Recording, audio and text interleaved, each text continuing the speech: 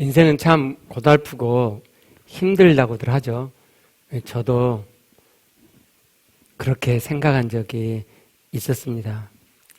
세상의 삶도 힘들고 신앙생활도 힘들고, 근데 지금 생각하면요, 아니 지금만큼의 믿음만 있었어도 그렇게 힘듦 속에서도 천국 되어 살 수 있었는데 왜 그때는 믿음 생활을 그렇게 했을까?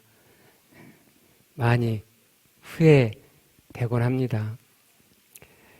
삶 자체가 숨 쉬는 것조차 힘들게 느껴지는 분들이 계시는지 모르겠습니다.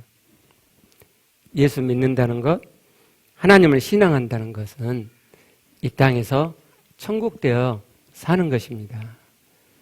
하나님의 생명은 풍성해지는 생명이지 그냥 천국 가는 티켓을 얻는 정도에 그치는 게 아니잖아요. 제가 지난주일 날 하나님께서는 우리의 사랑을 받으시고자 하신다라고 말씀드렸는데, 어떤 분들은 사람 식대로 생각해서 그럼 하나님 우리의 사랑을 받으셔야 온전해지신단 말이야? 그런 뜻이 아니고요. 하나님은 그 자체로 온전하시죠. 그 자체로 자충족적이시죠. 그런데 사랑의 속성 자체가 이타적인 것이고, 하나님은 사랑이시니까 그 이타적인 사랑을 베풀 대상이 반드시 필요하고, 그래서 우리를 사랑의 대상으로 창조하셨다는 거죠. 그리고 사랑의 속성은 원사이드가 아니고 상호간에 사랑이 이루어졌을 때 그 사랑은 진실한 사랑이고 온전한 사랑이고 아름다운 사랑이 되기 때문에 하나님께서는 우리에게 당신을 사랑해라 라고 말씀을 하세요. 언제가 말씀드렸지만 하나님께서 우리에게 명령하시는 모든 말씀은 우리를 위한 것이지 당신을 위해서가 아니죠. 예를 들면 너희들 내게 영광 돌리며 살아. 그러면 하나님께서 영광을 받아 쳐 잡수시려고 우리한테 내게 영광 돌리며 살아라 그렇게 말씀하신 게 아니고요. 하나님께 영광을 돌리는 그 지점이 하나님처럼 되는 지점이거든요. 하나님을 사랑하라고 하는 그 지점이 하나님처럼 되는 지점이거든요. 그래서 우리를 하나님처럼, 하나님을 정말 닮은 하나님의 참 아들이 되도록 하기 위해서 그런 명령들을 하시는 거죠. 마음을 다하고 목숨을 다하고 뜻을 다해 하나님을 사랑해라. 너무하다는 생각이 들기도 하죠. 저도 전에는 그 참 너무하다. 어떻게 다 하라고 그러냐. 욕심도 많으시다. 그랬는데요. 하나님과 진짜 사랑이 이루어져 가다 보니까 그건 너무 당연한 이야기더라고요. 그렇잖아요. 아니 여러분 결혼하신 분들 많으신데 여러분 결혼한 배우자에게 나만 사랑하지 말고 다른 사람도 사랑해. 다른 이성 사랑해. 마음도 많이 줘. 나한테는 조금만 줘. 뭐 그러시겠어요? 그거 아니잖아요. 여러분 영화나 소설 같은 거 보면 정말 마음을 다하고 목숨을 다하고 뜻을 다하는 사랑이 가끔 있더만요. 영화고 소설이니까. 여러분 그런 거 볼 때 야 이거 너무하다 그렇게 생각이 드세요? 아니잖아요. 아름답다. 지고지순하다. 정말 대단한 사랑이다. 그러시잖아요. 마찬가지예요. 하나님께서는 우리와 지고지순한 사랑, 진실한 사랑, 대단한 사랑을 하고 싶어서 마음을 다하고 목숨을 다하고 뜻을 다하여 사랑해라 라고 말씀하시는 거죠. 요한복음 17장 3절 말씀은요, 하나님의 생명이 단지 하나님 계심을 소유하며만 있지 않다는 것을 우리에게 말씀하죠. 영생은 곧 유일하신 참 하나님과 그가 보내신 자 예수 그리스도를 아는 것이니이다.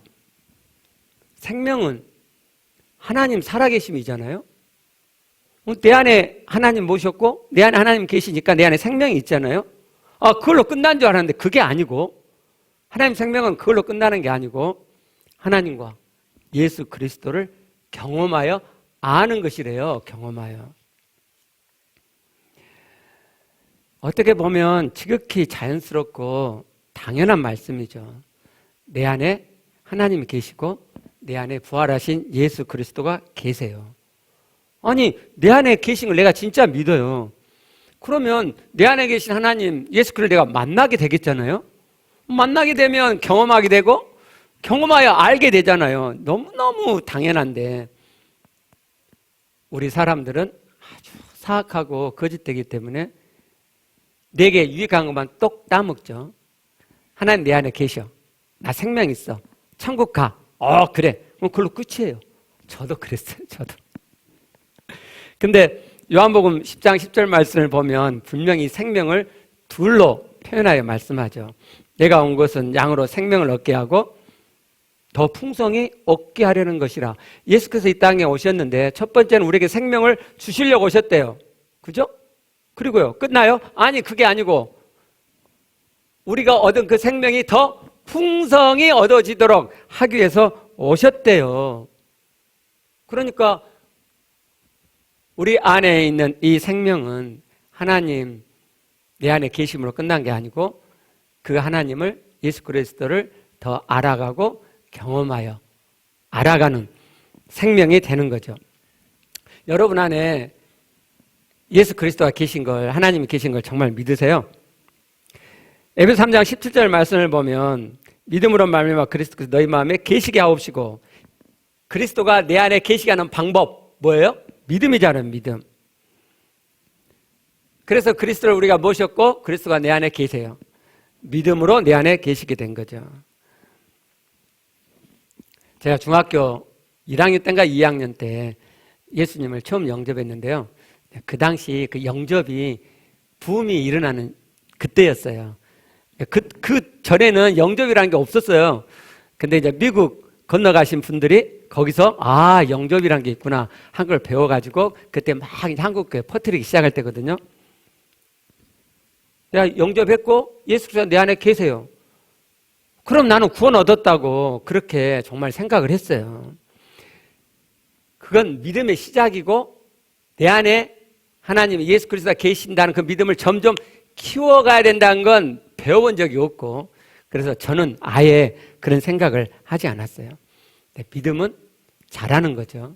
믿음은 지식적인 믿음, 말로만의 믿음으로 시작해서 점점 그 지식을 내 마음에 담고, 그래서 마음에서 그 지식이 실제되고, 그리고 더 나아가서 이 마음의 지식이 영에 가다 영의 지식, 영에서 실제가 되는 거죠. 내 안에 예수 그리스도 하나님이 계신다는 것이 처음에는 지식으로 말로만 했는데 점점 마음으로 당겨지고, 마음에서 예수 그리스도께서 하나님 내 안에 계시구나 믿어지고, 그게 느껴지고, 그게 점점 깊어지면서 영에서 이제 내 안에 하나님 계심이 실제가 되어져 가는 거죠. 이렇게 믿음을 키워가야 되는데 저는 그걸 안 했단 말이에요. 여러분 믿음 키우고 계시죠? 네, 점점 믿음이 자라고 계시죠? 네. 그러면 여러분 안에 예수 그리스도 하나님을 여러분이 실제로 경험하여 알아가시게 돼요. 만약 여러분 믿음을 키우시지 않으시잖아요. 지식으로 알고 계시잖아요. 그러면 거기서 끝이에요.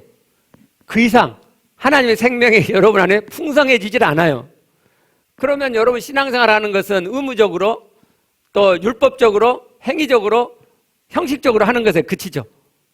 하나님은 내 안에 생명은 실제로 맛보고 경험하여 알아가지도 못하면서 그냥 의무적으로 뭔가를 하게 된단 말이에요. 제가 그랬어요. 그래서 정말 힘들었어요. 신앙생활.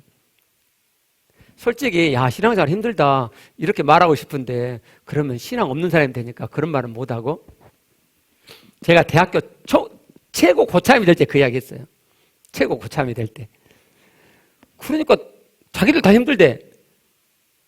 그럼 너 지난번에 옛날에 막 은혜 받고 막 좋은 것처럼 말한 건 뭐야? 저도 그랬는데. 그러니까 신앙생활이 거짓되게 된단 말이에요. 예수 그리스도를 내 안에 모시는 건 신앙생활의 시작이고, 이제 하나님, 예수 그리스도를 경험하여 알아가는 일이 남아있는 거죠. 내가 믿음을 키워갈 때 하나님을 실제로 경험하여 알아감이 우리 안에 일어나게 됩니다. 성경 말씀을 통해서 하나님과 예수 그리스도를 알아갈 뿐만 아니라 내 안에 그 하나님이, 그 예수 그리스도가 계시기 때문에 성경에서 그 하나님을 내 안에서 직접 만나 뵙고 실제로 경험하여 알아가게 되는 거예요.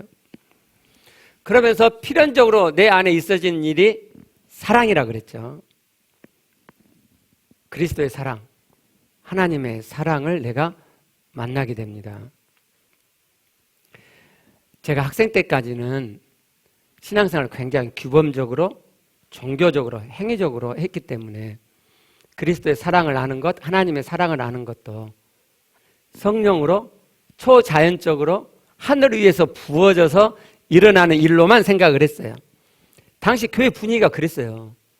성령께서 해주시는데 하늘에서 그냥 불이 확 내리든지, 아니 불이 아니면 성령께서 내 마음을 확 잡으셔가지고 그리스도의 사랑이, 하나님의 사랑이 내 안에 부어진다고 그렇게 생각했어요. 하나님은 그렇게 하셔요. 그렇게도 하시는데 하나님은 그렇게만 일하시는 게 아니고 우리 안에 계신 성령께서 하나님이 만드신 마음의 원리, 영적인 원리를 따라서 내 안에 역사하세요. 그게 일반적이에요. 그게 더 보편적이라고요. 근데 하나님께서 성령으로 위에서 막 초자연적으로 막 역사해 주실 것만 막 기다리고 바라니 신앙생활이 뭐가 되겠어요? 되는 게 없죠.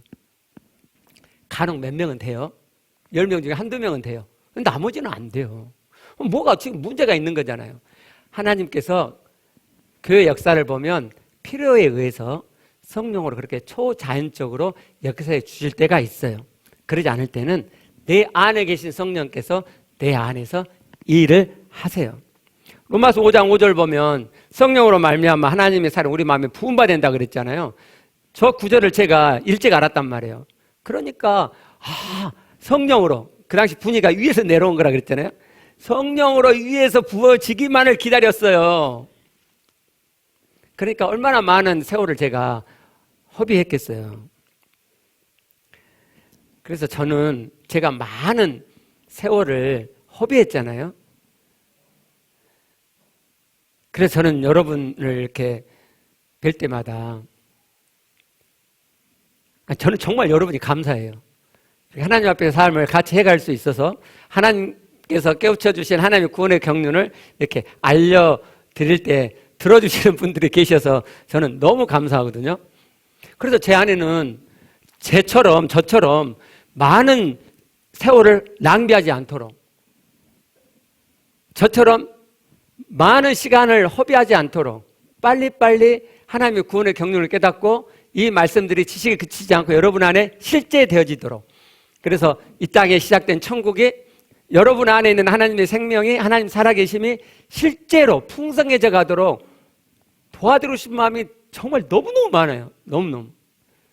오늘 또 그런 마음으로 오늘 말씀을 준비했거든요. 한번 들어보세요. 하나님의 사랑이 내 안에 실제되는 제 여정을 여러분들에게 오늘 알려드릴 거예요. 그 이유는 여러분도 그렇게 되어지시라고, 그렇게 복잡하고 어려운 일이 아니라고, 그 말씀을 드리려고 하는 거예요. 에베소 3장 17절 말씀을 다시 보면 믿음으로 그리스도께서 우리 마음에 계시게 돼요. 그러면 너희가 사랑 가운데서라고 말씀하셨으니까 그리스도가 내 안에 계시면 그 그리스도의 사랑이 내 안에 있는 거네요. 사랑이 있으니까 그 사랑 가운데서 뿌리를 내리라고 말씀하잖아요. 여러분이 정말 예수 그리스도를 마음으로 믿으면, 진짜 믿음을 일궈 가시면 여러분 안에 계신 그리스도를 만날 때 그리스도의 사랑을 만나게 돼요. 그리고 그 사랑을 내가 만나고 만날 때마다 점점 그 사랑 안에 뿌리가 내려지고 그 뿌리가 굳게 내려지게 돼요. 제가 처음에 예수 그리스도를 영접했을 때는 상당히 수단적이었죠. 아니, 그래야 천국 간다니까. 천국 가고 싶어서 예수 그리스도를 내 안에 나의 하나님으로 영접을 했는데, 그러면 천국 티켓을 이미 확보했잖아요. 그래서 저는 그걸로 끝났어요. 그 이상 내 안에 계신 예수 그리스도를 만나지 않았어요. 교회 생활은 열심히 했는데 내 안에 계신 그리스도는 만나는 시간을 갖지 못했어요. 상당히 종교적이었죠. 제가 처음으로 그리스도의 사랑을 인격적으로 체험한 것은 고2 때 수련회에서였어요. 전에는 그런 게 없었는데 그때 처음으로 십자가 경험하는 시간을 맨 마지막 저녁 시간에 가졌어요. 십자가 나무를 만들어 놓고 거기다 못을 이렇게 미리 박아놔요. 그리고 각자 초를 하나씩 들고 불이 다 꺼진 어두운 상태에서 촛불을 켜가지고 가서 이렇게 꽂아요. 순서대로 다 이렇게 꽂죠. 그럼 십자가가 뚜렷하게 보이잖아요. 그걸 보면서 인도자가 예수님의 순환의 성경 구절을 읽어주고 그러면 이제 내 죄가 막 생각나죠. 나를 위해서 십자가에서 죽으신 예수 그리스도가 막 묵상되어지고 그래서 막 눈물을 흘리고 회개하고 그리고 그 사랑이 너무 감사했고 그래서 맨 나중에는 하나님, 주님, 제가 다시는 죄 안 지을게요. 정말 이제 말씀대로 살게요. 막 마음이 막 새로워지고 막 굳은 결심들이 일어났는데 성령께서 주신 거니까 저는 그게 영원히 지속될 거라고 생각했어요. 며칠 가니까 점점 옅어지고 나중에는 완전히 사그러들더라고요. 왜 그러지? 그 이유를 몰랐어요. 그 다음 십자가 예수님의 사랑을 진하게 느낀 것이 고3이에요. 고3 때는 고달프잖아요. 공부하고 막 그러느라고. 그래서 저 영화 좋아한다 했죠. 저 정말 영화 좋아해요. 근데 광주에 그 당시 지금 없는데 광주극장에서 배너라는 영화를 상영한대요. 배너 이미 봤는데 감동이 있는 기독교 영화잖아요. 그래서 가서 봤어요. 배너 끝에 보면 예수 십자가에 못 박히신 그 장면이 나오잖아요. 그래서 그 배너 그 감독이 예수님의 십자가 사랑을 어떻게 표현하냐면요. 비가 와요. 그리고 예수님이 이렇게 못 박혀서 피가 이렇게 흐르는데 십자가 세로대를 이렇게 타고 내려와가지고 밑에 비가 오니까 밑에 이렇게 물이 고였을 거 아니에요. 거기 예수님의 피가 흥건히 고이고 이 물이 이제 차고 넘치니까 이렇게 흘러가잖아요. 그럼 예수님의 피가 그 빗물과 함께 막 흘러가요. 그것을 이렇게 비춰져요. 제가 그걸 보면서 저 예수님의 저 피가 저렇게 흘러 세상에 흘렀고 나이까지 왔구나. 그리고 제가 너무 감동이 돼갖고요. 아마 그때 손을 이렇게 번쩍 들고 막 그랬던 것 같아요. 너무너무 감동됐어요. 예수님의 십자가의 저 피가, 저 죽음이 나의 죄를 사했구나. 그리고요, 막 그 생생함이 너무 이렇게 강렬해가지고 저는 이제는 이 예수 그리스도의 사랑, 이 은혜의 감격이 영원할 거야. 그랬는데, 웬걸요, 좀 더 며칠 가긴 갔는데, 역시 옅어지고, 결국은 사그러들고 말았어요. 그것을 지속하는 방법을 몰랐어요. 누가 알려준 사람도 없고. 여러분, 사람은 사회적인 존재라 그러잖아요. 그래서 혼자 못 살죠. 더불어 살잖아요. 하나님 그렇게 만드셨어요. 그래서 신앙생활도요, 혼자 하는 게 아니에요. 교회는 혼자 신앙생활에 모인 게 아니고요. 하나님께 부름받은 하나님의 자녀들이 모여서 더불어 신앙생활을 하는 거예요. 먼저 깨닫고 되어가고 있는 사람이 뒤에 오는 사람에게 알려주고 그가 되어져 가게 도와주고 또 이 사람이 되어져 가면 뒤에 오는 사람들에게 알려주고 그가 되어져 가게 도와주고. 근데 우리 교회는 그런 시스템이 안 돼 있죠. 그렇죠? 하나님이 원하시는 교회 토양을 만들기 위해서 20몇 년간을 해온 거예요. 드디어 이제 토양이 어느 정도 되어져 가고 있기 때문에 조만간 그런 시스템을 만들려고 그래요. 자, 걱정되는 건 자유롭게 홀로 신앙생활하는 것이 몸에 배었잖아요. 그죠? 그래가지고 나는 이렇게 신앙생활 할 거야. 그런 분들이 많을까봐 정말 걱정돼요. 신앙생활은 더불어 하는 거예요. 더불어. 그 다음 예수님의 십자가 경험을 더 강렬하게 한 경험이 있는데요.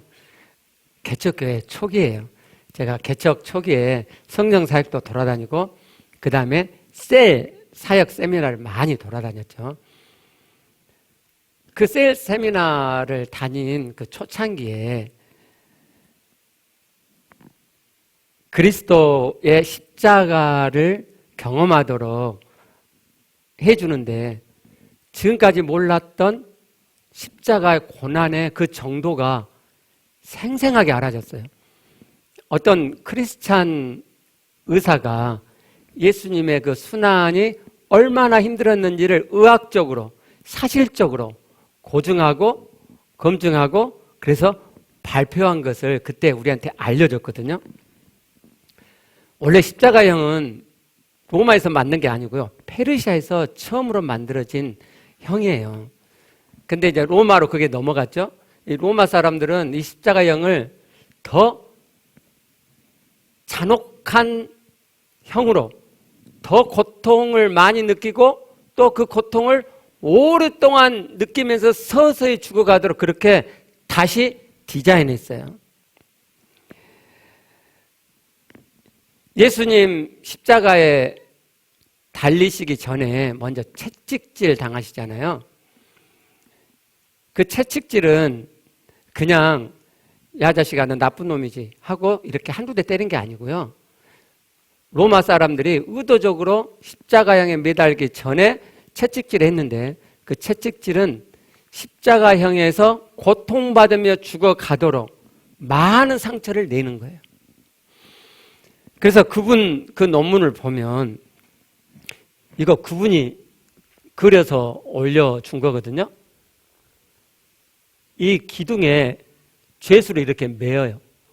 옷 다 벗기고 그리고 채찍질 하는데 채찍질이 이건 좀 짧은 거예요. 이것보다 훨씬 긴 채찍이 있고요.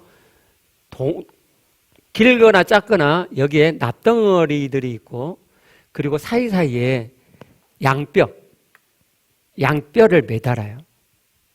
그리고 보통은 2명의 군이 양쪽에서 때려요. 그럼 여러분 생각해 보세요. 납덩어리가 근육을 때리면 근육이 짓이겨지잖아요. 그 다음에 양의 뼈가 거기에 박히면 그게 떨어져 나간단 말이에요. 그렇게 채찍을 계속 당하면 찢긴데 또 찢기잖아요. 그래서 피를 많이 흘리게 돼요. 많이. 그리고 나서 다음 장면을 보시면 이 가로대를 이렇게 이고 가요. 이게 34에서 57kg 되거든요. 엄청 무거워요. 여러분 무거운 짐을 오랫동안 지고 간 경험이 있는지 모르겠는데 저는 군대에서 며칠간 훈련을 하기 때문에 내가 먹을 쌀을 내가 짊어지고 이렇게 산을 오르고 행군을 해요. 처음에는 그냥 좀 들만하다 그랬는데 갈수록 무겁더만요. 갈수록 무거워요. 그 무거운 짐이. 예수님이 이 무거운 가로대를 지고 가시는 게 얼마나 힘드셨으면 더 이상 지고 갈 수가 없으니까 군인들이 보기에 이 예수는 더 이상 이거 못 진다. 그래가지고 군중 속에서 한 사람을 착출해가지고 지게 하잖아요. 구레네 시몬을. 그리고 이제 골고다에 딱 가면 이 세로대가 이렇게 박혀 있어요. 그러면 이 가로대를 땅에다 눕히고 그러면 예수님도 이렇게 눕히게 되잖아요. 그럴 때 팔목에다가 못질을 해요. 십자가형이 잔혹한 이유가 이 못이 쇠못이거든요. 나무를 관통해야 되니까 굉장히 길죠. 보통 여기다가 못질을 했다고 우리가 배웠는데 그러지 않고요. 여기에 뼈가 2개 있잖아요. 그 사이에다가 못을 박아요. 그러면 살이 뚝 뚫리고 근육이 뚫리겠죠. 근데 신경이 있잖아요. 그러면 신경이 스쳐 지나가거나 끊기면은 엄청 아프죠. 양 팔목에다가 저렇게 못질을 하고 난 다음에는 다리에다가 못질을 하죠. 다리를 포개요. 이게 오른쪽으로만 그려놨는데 이때쯤 두 번째, 세 번째 발가락 사이가 되는 여기다가 못질을 해요. 이건 관통한 그림이고요. 그 다음 장면을 보시면 예수님이 십자가에 매달리는 장면이죠. 이게 그냥 저렇게 매달려만 있어도 이 처지는 무게 때문에 통증이 있겠잖아요. 근데 잘 보시면 여기를 이렇게 굽었죠. 아까 십자가 한번 T장 십자가 한번 보여주실래요? 예. 여기 보시면 이건요 엉덩이 받침대예요. 저는 처음에 로마 사람들 참 친절하다, 배려심 있다, 덜 힘들어라고 저 받침대를 해준 줄 알았어요. 그게 아니고요. 빨리 죽지 말라고. 빨리 죽지 말라고 이걸 해놓은 거예요. 다시 십자가 보면 이게 가만히 있어도 아프겠지만 그래도 가만히 있으면 덜 아프죠. 근데 문제가 뭐냐면 호흡을 해야 되잖아요. 근데 호흡을 들이마시기는 이걸 별로 움직이지 않아도 된대요. 근데 뇌 쉴 때는 이걸 끌어야지만 숨을 쉴 수 있는 이 갈비뼈 이 모양이 된대요. 그러면 아프니까 숨을 안 쉬겠죠? 들이마시기만 많이 하겠죠? 근데 어떻게 내쉬지 않을 수 있어요? 결국은 내쉬어야 되거든요. 결국은 이걸 잡아 끌어야 돼요. 잡아 끌면 못지라는 곳이 신경이 또 건들잖아요. 아프죠? 굉장히 아프죠. 그러니까 통증을 저렇게 느끼면서 서서히 죽으라고 받침대를 해놓은 거예요.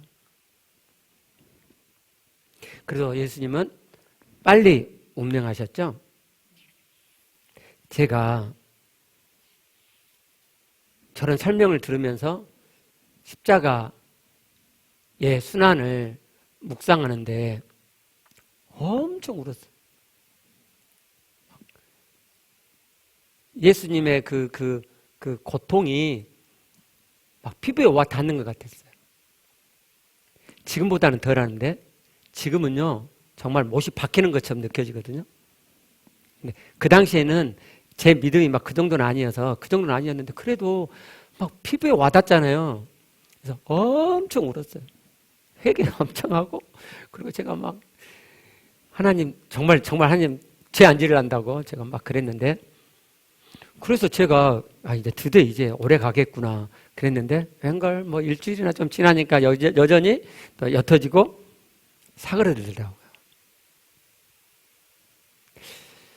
아니 왜 예수님의 그 십자가의 그 순환을 보면서 제 안에 예수님의 사랑이 분명히 제 안에 일어났는데 왜 그게 오래 지속되지 않을까? 여러분, 왜 예수님이 아니 우리의 죄값을 지불하신다면 그냥 죽으시면 되잖아요. 좀 수월하게. 그렇죠?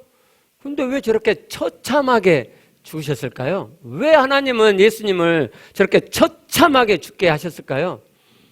두 가지 이유가 있는데요. 그 하나는 예수님이 제물로 죽으셨기 때문에 그래요. 제물이란 말이에요. 제물. 레기 17장 11절 말씀을 보면 생명의 피에 있으므로 피가 죄를 속한다고 말씀해요. 피가. 예수님이 우리 죄를 속하시려면 피를 흘려야 돼요. 근데 제가 언제 한번 말씀드렸는데 이 다음 또 언제 하면 또 그 말씀을 전해드릴게요. 피가 죄를 속하기 때문에 어린 양을 대신해서 구약시대에는 제물로 드렸잖아요. 그 어린 양을 제물로 드릴 때 그냥 죽이는 걸 끝난 게 아니란 말이에요. 급소를 찔러서 죽일 뿐만 아니라 그 양을 갈기갈기 토막을 내가지고 제물로 드리잖아요. 예수님은 제물이기 때문에 온몸이 찢기셔야 했어요. 구약의 어린 양처럼. 히브리서 9장 26절 말씀을 보면 자기를 단번에 제물로 드려 그랬죠. 제물로 드려요. 요한서 2장 2절도 말씀하죠. 그는 우리 죄를 위한 화목제물이, 제물이냐 제물. 성경은 계속 반복해서 예수 그리스도의 죽음이 제물로 죽었다 이렇게 말씀하죠. 제물로. 우리의 죄를 대신한 제물로 죽었다 이렇게 말씀해요. 마태복음 20장 28절을 보시면 인자에 온 것은 자기의 목숨을 많은 사람의 대속물로 주려 한다고 말. 예수께서 이 땅에 사람으로 오셨는데 많은 사람의 죄를 위해서 자기의 목숨을 대속물이요, 속전이에요. 속전. 너희를 살 때 값을 주잖아요. 그 값을 속전이라 그래요. 이 대속물이 속전이라는 단어예요. 예수님이 십자가에서 죽으신 건 우리의 죄값으로 죽으셨다 이 말이에요. 그러니까 그분이 제물이에요. 제물.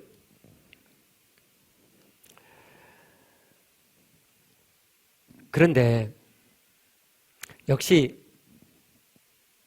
이렇게 강력하게 십자가의 사랑을 경험했어도 그게 오래 지속되지 않았잖아요.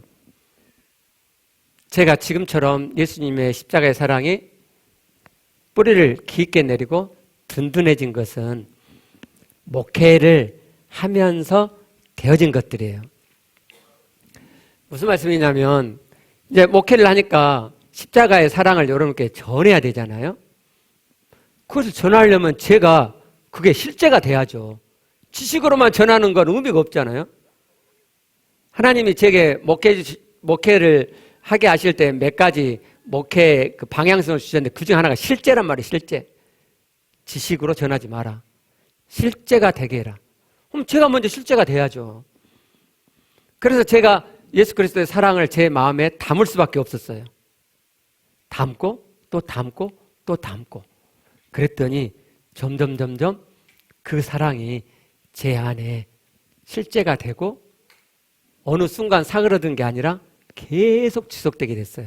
그래서 제가 알게 됐죠.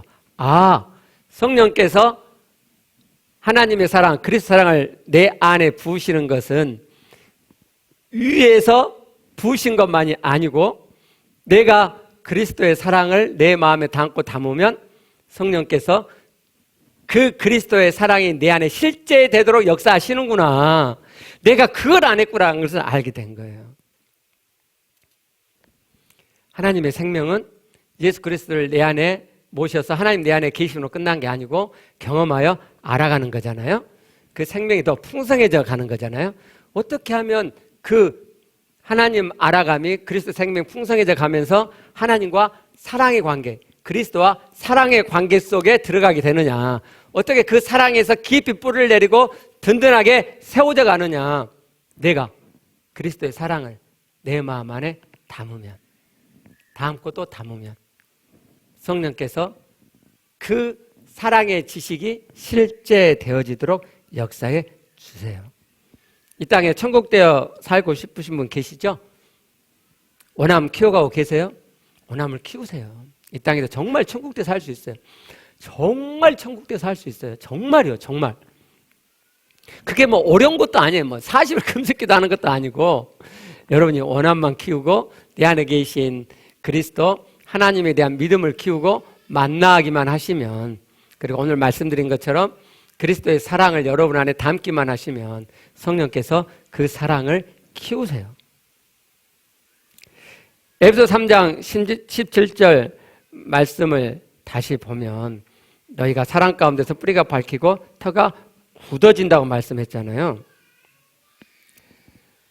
아까 제가 그리스도께서 처참히 죽으신 이유가 두 가지가 있다고 그랬는데 하나는 말씀드렸고 또 하나는요, 우리로 하여금 그리스도의 사랑 가운데 들어가게, 즉 그리스도의 십자가의 죽음이 나에 대한 사랑인 것을 깨닫게 하시려고 그렇게 하신 거예요.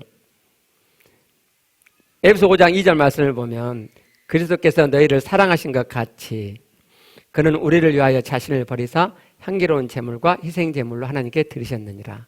우리를 위하여 자신을 버리셨어요. 제물로. 그런데 그 제물로 드려짐이 처참한 죽음이에요. 만약에요, 예수께서 아주 가볍게 운명하셨어요. 편하게, 안락사한 것처럼 편하게 딱 죽으셨어요. 그러면 하나님의 사랑, 그리스도의 사랑이 우리 안에 그렇게 별로 와닿지 않을 거예요. 근데 그분의 죽음이 너무너무 처참해요. 지극한 고통을 당하시면서 죽으셨어요. 그걸 우리가 알아요. 그럴 때 그리스도의 사랑이 우리 안에 느껴진단 말이에요. 갈라디아서 4장 4절 보면 때가 참에 하나님이 그 아들을 보내셨다고 그랬는데 그 때가 찬 것 중에 한 이유가 이거예요. 십자가 처형이 있을 때 그리스도가 처참하게 죽을 수밖에 없는 시대 상황일 때 그때 아들을 이 땅에 보내셔서 죽게 하셨어요. 그리스도의 그 처참한 죽음에서 그리스도의 사랑을 알아가면 그 안에 깊은 뿌리를 내리면 그리스도의 사랑이 점점 내 안에 밀려 들어오게 되는데 그러면 그 사랑이 나를 강권하게 돼요. 고린도서 5장 14절 말씀을 보죠. 그리스도의 사랑이 우리를 강권하신도다. 사로잡는단 말이거든요. 그렇잖아요. 지극한 사랑이 누군가가 나를 위해서 지극한 사랑을 베풀었어요. 근데 그게 자기의 목숨을, 그것도 처참한 죽임을 당하는 사랑을 베풀었어요. 뭐 그 사랑이 내 안에 밀려 들어오잖아요. 그 사랑이 너무 크기 때문에 내 마음이 그 사랑에 사로잡혀 간단 말이죠. 그래서 더 이상 나를 위해 살지 않고 나를 위해 대신 죽은 그 그리스도, 처참한 죽음으로 나에 대한 속죄를 지불하신 그분을 위해서 살고자 하는 마음이 내 안에서 일어나는 거예요. 그래서 에베소 3장 17절부터 19절을 거기를 보시면 자, 사랑 안에서 뿌리가 바뀌고 터가 굳어졌어요. 그 다음에 19절이라 그랬죠. 그렇게 되면 사랑 안에 깊이 뿌리를 받게 되면 그 사랑의 넓이, 길이, 높이, 깊이를 내가 깨달아 알게 돼요. 즉 그분의 사랑의 구석구석 전체를 알게 된단 말이죠. 그렇게 되면 18절 지식에 넘치는 그리스도의 사랑을 알아요. 그리스도의 사랑이 지식이 아니에요. 그리스도께서 이렇게 죽었다. 아까 제가 말씀드린 그리스도가 이렇게 처참한 고통을 하면 죽었다는 것이 지식이 아니고 그게 사랑으로 내 안에 들어와요. 사랑으로. 그렇게 되면 그리스도를 위해서 살고자 하는 마음이 내 안에 자연스럽게 일어나요. 자연스럽게. 그리고 에베소 3장 19절 마지막 말씀이 우리에게 알려주는 것처럼 하나님의 모든 충만하신 것으로 우리가 충만하게 돼요.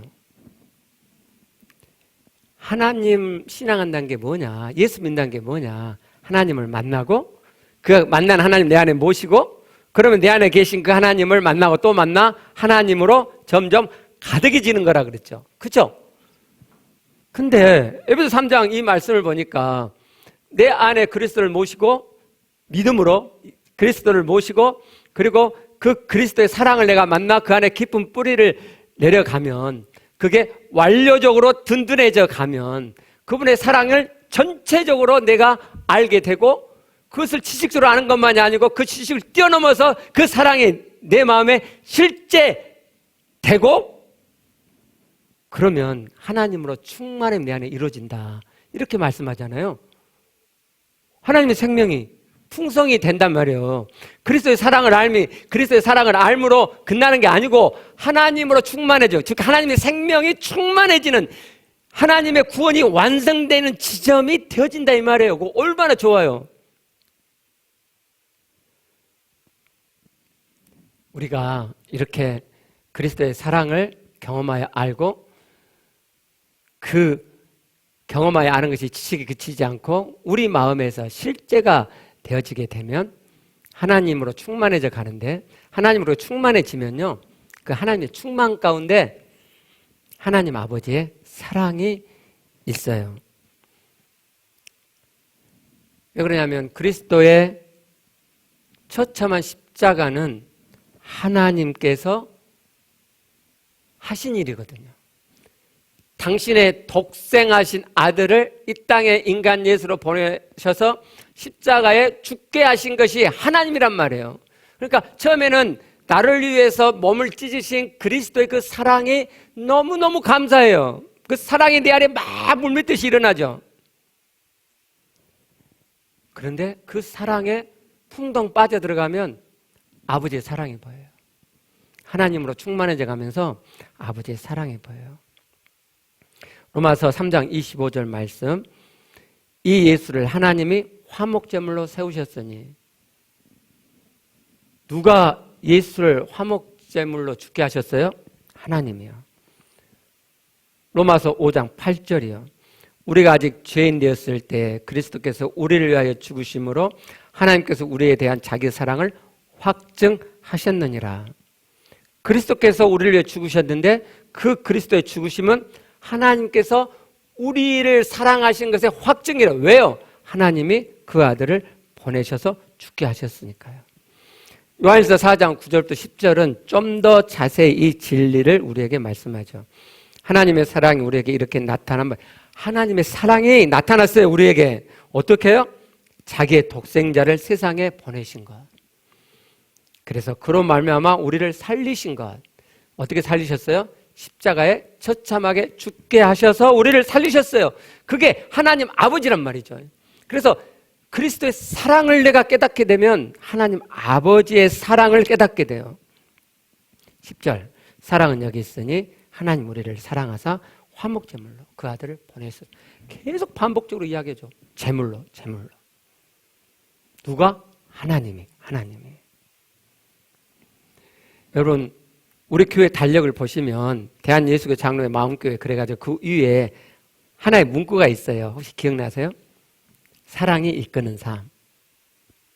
사랑이 이끄는 삶. 예수를 믿는다고 하는 것, 하나님을 믿는다고 하는 것, 우리가 하나님 안에서 무언가 신앙생활을 한다는 것은 의무로 하는 게 아니에요. 규범으로 하는 것도 아니에요. 내 노력으로 하는 게 아니에요. 사랑이 이끌어서 하는 거예요. 그리스도의 사랑. 그로 인한 하나님의 사랑을 내가 깨닫고 그 사랑이 내 마음 안에 용솟음치기 때문에, 그 사랑이 나를 잡아 끌기 때문에 이제 내가 그리스도를 위해서, 하나님을 위해서 그분의 말씀대로 살고자 함이 일어나는 거예요. 사랑이 이끄는 삶에, 이것이 구약시대 백성과 예수 그리스도가 이 땅에 계셨을 때 유대인들의 신앙과 율법적인 신앙과 다른 거예요. 만약 우리가 예수 그리스도의 피로 제사함 받았고 은혜를 받았기 때문에 말씀을 지켜 살아라 라고 이야기한다면 그건 또 다른 율법이에요. 내 힘으로 하나님의 말씀을 사는 것은 하나님의 구원의 경륜이 아니에요. 그분의 사랑이 내 마음에 담겨서 그 사랑이 내 안에 일어나서 이제 하나님 말씀대로 살고자 하게 되는 것, 그게 하나님의 구원의 경륜 안에 있는 말씀의 삶이에요. 그러니까 마태복음 22장 37절 말씀, 내 마음을 다하고 목숨을 다하고 뜻을 다하여 주 내 하나님을 사랑하라 하는 이 말씀의 명령도 내가 의지적인 노력을 하라는 게 아니고 그리스도의 사랑, 하나님의 사랑을 깨닫고 그 사랑이 네 마음에 넘쳐나서 그 사랑이 네 안에 있기 때문에 하나님을 마음을 다해서 사랑하고 목숨을 다해서 사랑하고 뜻을 다해서 사랑하는 지점으로 되어져 가라, 이런 말씀이에요. 그러면 지금 내가 마음을 다함이 없고 목숨을 다함이 없고 뜻이 다함이 없어요. 그럼 뭘 해야겠어요? 그리스도의 사랑을, 내 안에 계신 그리스도의 그 사랑을 내가 깨닫고 그 사랑 안에 점점 들어가면 성령께서 이 정도의 사랑이 될 때까지 그 사랑을 키워주신다 이 말이에요. 여러분, 하나님 신앙은요, 하나님이 우리에게 말씀하신 구원의 경륜은요, 다 되어지게 하나님이 해놓으신 거예요. 그냥 그 길만 따라가면 아주 스무드하게 되는 거예요. 막 덜커덩거리고 이러지 않아요. 덜커덩거리는 것은 내가 뭔가 오해하고 잘못 신앙생활하고 있는 거죠. 잘못 배워서 된. 삶이 힘드세요? 너무너무 힘드세요? 정말 숨 쉬는 것조차 힘드세요? 하나님의 사랑을 여러분이 깨닫게 되면, 그리스도의 사랑을 깨닫게 되면 그 힘듦이 있어도 별로 힘들지 않게 그 여정을 걸어가게 돼요. 삶이 힘들 때 제일 힘든 게 뭔지 아세요? 나를 사랑해 준 사람이 없다는 거. 내 마음을 알아주는 사람이 없다는 거. 근데 여러분이 그리스도의 사랑, 하나님의 사랑을 깨닫게 되면 순전하고 치고주순하고 목숨까지 바친 하나님의 사랑, 그래서 사랑을 내가 만나게 되잖아요. 그 사랑이 여러분 안에 있잖아요. 안 만나니까 이게 깊어지지 않고 충만해지지 않는 거지. 만나세요. 바쁘시지만 만나고 또 만나세요. 잘 안 되시죠? 그래서 오늘 끝마치기 전에 잠깐만 십자가 묵상 시간을 가져보게요. 제가 오늘 말씀 전하면서 일부러 제 감정을 이렇게 절제했어요. 왜냐하면 십자가의 경험이 눈물 콧물 빼는 것이 중요한 게 아니더라 이 말이에요. 그게 아니에요. 그냥 나는 십자가 그 사랑의 지식들을 내 마음 안에 담으면 성령께서 내 마음 깊은 데서부터 진실한 사랑이 일어나게 하세요. 물론 진실한 사랑 안에는 느낌이 있죠. 그렇지만은 막 울고불고 하는 것이 다가 아니더라 이 말이에요. 그게 아니에요. 근데 제가 옛날 같으면 예수님의 십자가의 순환을 이야기할 때 저는요 지금은 예수님의 십자가 사랑을 그 순환 생각만 해도 눈물이 팽 돌아요. 그러니까 얼마든지 제가 저의 이 사랑의 감정을 여러분께 흘려보낼 수 있다고요. 근데 제가 오늘 그렇게 하지 않았어요. 저는요 원래 감정이 상당히 메마른 사람이에요. 왜냐하면 우리 어머님이 굉장히 힘들게 성장하셨고요. 부모님의 사랑을 받지를 못했어요. 우리 어머니가 사랑이 없어요. 아버지는 5학년 때 돌아가셨고 초등학교 5학년 때 돌아가셨고 그래서 제 마음이 너무너무 삭막해요. 그래서 저는 옛날에 이렇게 뭐 느껴보라 뭐 그러면 저는 너무너무 힘들었어요. 안 돼요. 근데 지금은 되잖아요. 왜요? 성령으로. 성령으로 누구나 다 되는 거예요. 누구나 다. 그냥 반주가 나오면 예수님의 십자가를 마음속에 그려보세요. 그게 뭐 생생하게 그릴 필요도 없어요. 그냥 대충 그려도 돼요. 그리고 오늘 들었던 예수님의 고난의 장면들이 이렇게 생각이 날 거예요. 십자가에 못 박힌 장면, 팔뚝에 못 박히는 장면, 채찍질 장면들이 떠오를 거예요. 그냥 그렇게 떠오른 것을 가만히 음미만 하세요. 그러면 성령께서 여러분 안에 그 사랑을 깨닫게 하시고요. 오늘 안 돼도 괜찮아요. 아무 상관없어요. 여러분이 계속 하시면 성령은 반드시 해주세요. 반드시 되게 돼 있어요. 저같이 상망한 사람도 됐는데 누가 안 돼요. 자, 한번 해보시게요.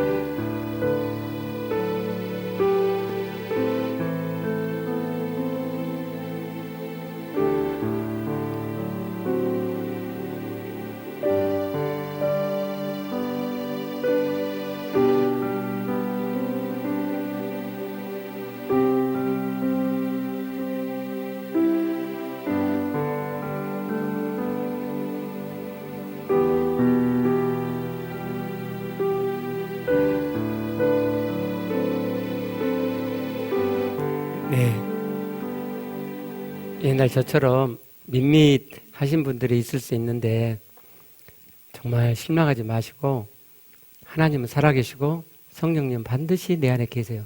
그렇기 때문에 여러분이 계속해서 이 시간을 가지시면 오늘 설교의 포인트는 이거거든요. 그리스도의 사랑을 내 마음에 담고 담으면 성령께서 실제 되어지게 해주신다. 이걸 제 경험적으로 여러분들에게 지금 알려드리는 거거든요. 그래서 오늘 한 2분 하셨어요. 1분도 좋고 30초도 좋아요. 자주 이 시간을 가지시면 점점 뿌리가 깊게 내려지고요. 그리고는 든든하게 돼서 그리스도의 사랑의 지식을 뛰어넘어서 여러분 안에 일어나게 돼요. 누구나 다. 제가 마지막으로 좀 걱정돼서 말씀을 드리는데 저와 반대되게 감성이 풍성한 분들이 있잖아요. 그분들은 너무너무 부러운 분들이에요, 제가. 그리고 그리스도의 사랑이 정말 깊이 잘 풍성해질 거예요. 단 그분들을 보면 어떤 실수를 하냐면 감성이 빨리 이렇게 풍성히 일어나니까 그리스도 사랑이 빨리 일어나니까 그것이 다인 줄 알아요. 근데 그리스도의 사랑은요, 하나님의 사랑은 그 감성을 뛰어넘어 그 안에 깊이 내리는 어떻게 설명할 수 없는 그 중심이 딱 있는 감성이 있지만 그 감성이 아닌 내 마음의 중심에서 일어나는 하나님 사랑, 그리스도의 사랑이 있어요. 근데 그분들은 감성이 풍성하니까 너무너무 좋다, 너무너무 그러고 끝나요. 아니요. 계속해서 사랑 안에 더 들어가고 뿌리를 더 내리셔서 하나님이 여러분에게 주시려고 하시는 흔들리지 않는 그 굳건한 사랑까지 들어가시면 좋겠어요. 우리 각자 기도하시겠습니다.